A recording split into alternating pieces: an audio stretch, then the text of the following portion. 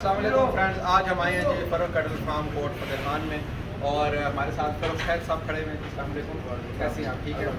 और ये जी Farukh cattle farm के ओनर हैं फ़रूख भाई, इनका नाम है, आप सब इनको जानते ही हैं।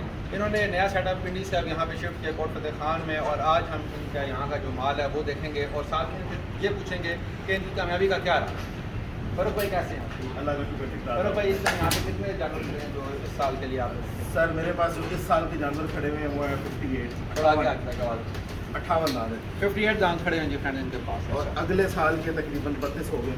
अगले साल के 32 हो गए। हाँ जी, ठीक है, बाकी कुछ घर के हैं वो तकरीबन 42 है, लेकिन वो उससे अच्छा। ठीक है। ये आपने रेडी सेटअप भी शुरू किया हुआ है? जी अल्हम्दुलिल्लाह बेटी। तो कितनी डायरेक्ट? मेरे पास जी 80+ दांत हो गए। 80+। मैंने सुना कि आपका 100 का टारगेट।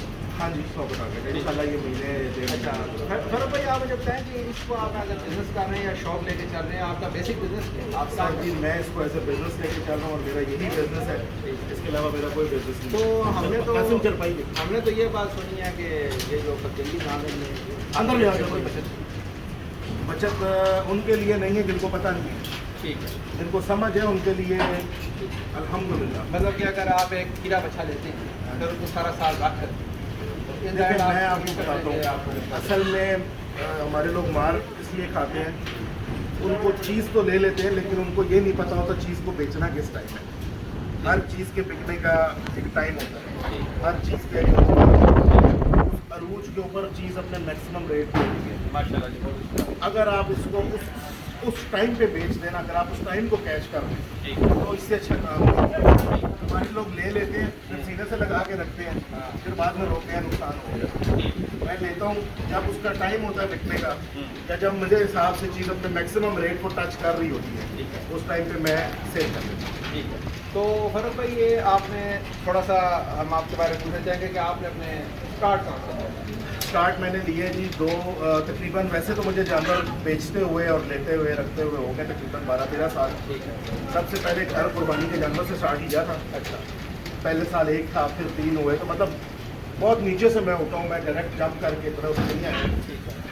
ये इवन के बंदे रखना, मुलाजिम रखना, ये 2019 से शुरू किया। अच्छा, उससे पहले खुद ही मुलाजिम थे, खुद ही रखते थे, खुद ही संभालते थे, खुद ही बेचते थे। ठीक है। मंडी पे खुद लेके जाते। बिल्कुल जीरो से स्टार्ट। 0 से स्टार्ट। डेयरी का भी सेटअप है आपका? जी मेरा डेयरी कर दिया। ठीक है। तो वो वाला का सेटअप है या उसका कोई मतलब है?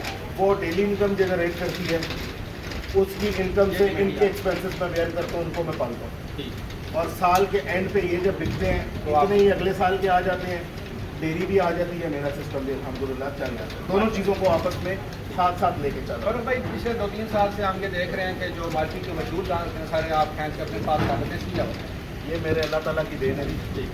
और दान पैसों से नहीं मिलते, अगर पैसों से मिलते हो दान तो मैं शायद इस फील्ड में जितने भी हैं उन सबसे शायद नीचे हूँ। ठीक है। दान मिलता है कि नसीबों से, शौक से, लगन से। इस टाइम आपके पास ये तकरीबन दिखाएं जी सारे मशहूर दान खड़े हुए हैं जी आपके पास? जी अल्हम्दुलिल्लाह इस साल के भी और अगले साल के भी ठीक है।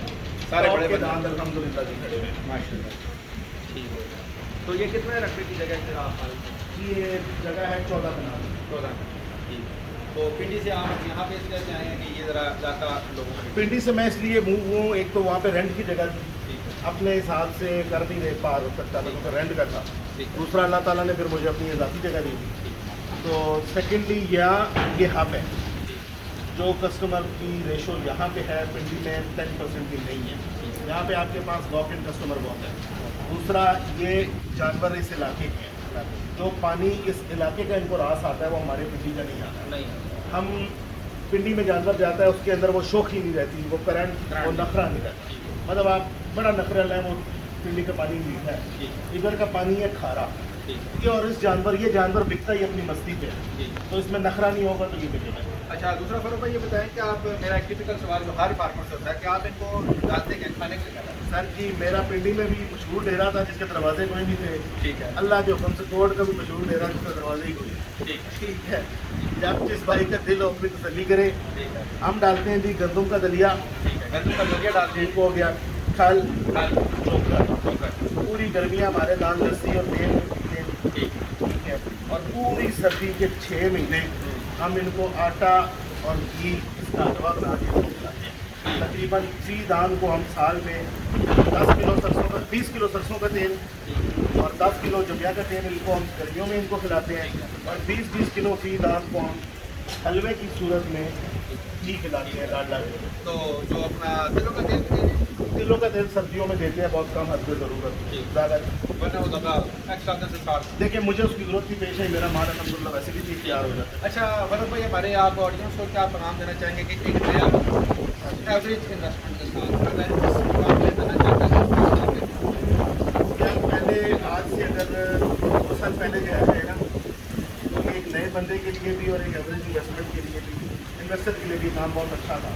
लेकिन अब जो रेट हो गए आपके सामने, आप अच्छा जानवर लेंगे तो आपको पता है वो 15-20 लाख से बाहर।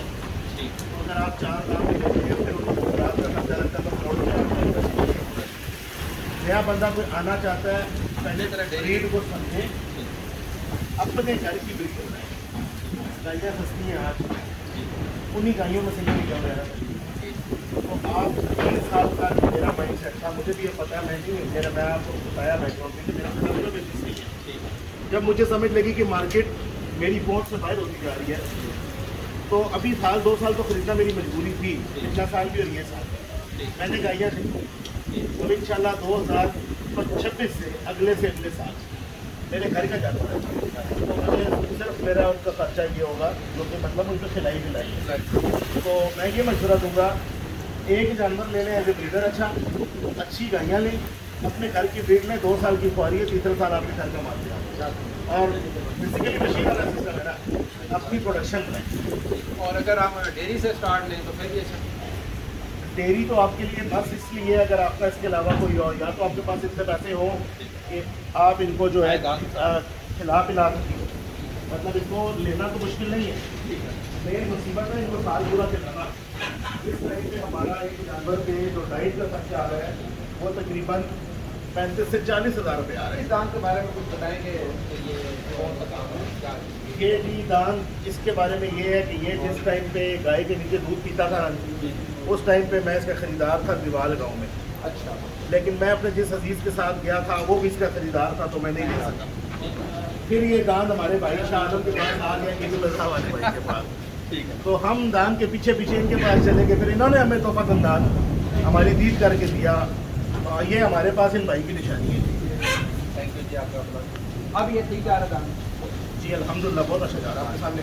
जी फ्रेंड्स, ये थे फरूक भाई जिन्होंने अपना ज़ीरो से लेकर यहाँ तक का सफ़र आपको दिखाया।